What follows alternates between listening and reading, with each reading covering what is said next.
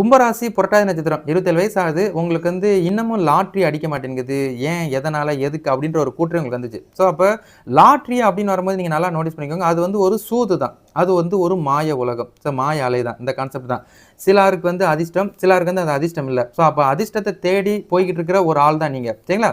உங்களுக்கு நல்லா நோட்டீஸ் பண்ணிக்கோங்க. நீங்க வந்து புரட்டாதி நட்சத்திரத்தில பிறந்திருக்கிறீங்க. குரு மாதத்தில பிறந்த ஆளு, இன்னைக்கு வந்து 27 நாளு மினிமம் நீங்க சனி திசையில தான் டிராவல் பண்ணிட்டு இருப்பீங்க. அப்ப ஜாதகருக்கு சனி தான் திசைய நடத்துறாரு அப்படின்றத நினைவில் வச்சுக்கோங்க. இங்க வந்து நம்ம வந்து ஸோ ஹார்ட் ஒர்க் பண்ணணும். அதே மாரி வந்து நம்ம வந்து உழைப்ப போட்டு முன்னேறணும். இந்த கான்செப்ட் தான். அப்ப இப்ப வந்து ராசிக்கு டைம் சரியில்லாத நேரம், ஏதாவது ஒரு சில அமைப்புல கிடைச்சிருச்சுன்னா நம்ம மேல ஏறிடலாம் அப்படின்னு நீங்க நெனச்சுக்கிட்டு, அதீதமா போயிட்டு நீங்க வந்து நம்பர போட்டு இது பண்ணிறாதீங்க. உங்களுக்கு நம்பர் யோகம் கிடையாது.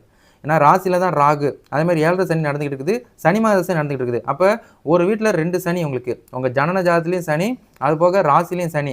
இப்ப இந்த சனி வந்து நமக்கு இந்த மாரி சின்ன ஒரு வாய்ப்ப ஏற்படுத்த மாட்டார். அப்படின்றத உங்களுக்கு நான் ஞாபகப்படுத்திக்கிறேன். சரிங்களா? ஸோ அதனால நீங்க வந்து என்ன பண்ணீங்கன்னா, நீங்க கிரேஸியா நம்பர் போடுறத மோஸ்ட்லி நிப்பாட்டிருங்க. சரிங்களா? இப்ப வந்து நம்பர் வந்து ஒரு நாள் தான் அடிக்கும். ஒரு நாள் கூத்து தான். அது பெருசா அடிச்சா தான் உண்டு. அதுதான் நம்ம வந்து அதிர்ஷ்டத்த தேடி போறது. இங்க அதிர்ஷ்டம் எப்படின்னா, நம்ம தேடி தேடி போக போக நம்மள வந்து அதிர்ஷ்டம் வா அப்படின்னு இழுத்துக்கிட்டே தான் இருக்கும். அதுதான் வந்து சூது அப்படின்னு சொல்லுவோம். அதுதான் வந்து ஒரு போதை. அந்த போதையில போயிட்டு நீங்க விழுந்துறாதீங்க. அது வந்து அதிர்ஷ்டமா இருக்கிறதுனால வந்து நீங்க கும்பராசி புரட்டாதி நட்சத்திரம்.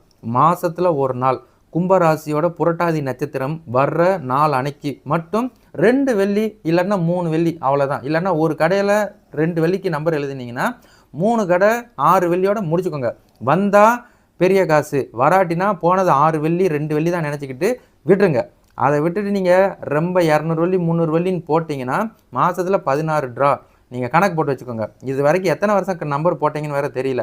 அத தூக்கி ஓரமா வச்சுட்டு, அது அதிர்ஷ்டம். அதிர்ஷ்டத்த கிரேஸியா போயிட்டு நம்பர போட்டு நீங்க அந்த சூதுல மாட்டிக்கிடாதீங்கன்றது தான் என்னைய பொறுத்தவரைக்கும். நீங்க உழைத்தால் நீங்க முன்னேறுவீங்க. அந்த நம்பர் போடுற காச நீங்க வந்து ஒரு பேங்க்ல இல்லன்னா வீட்ல ஒரு உண்டியல் மாரி போட்டு சேர்த்து வைங்க.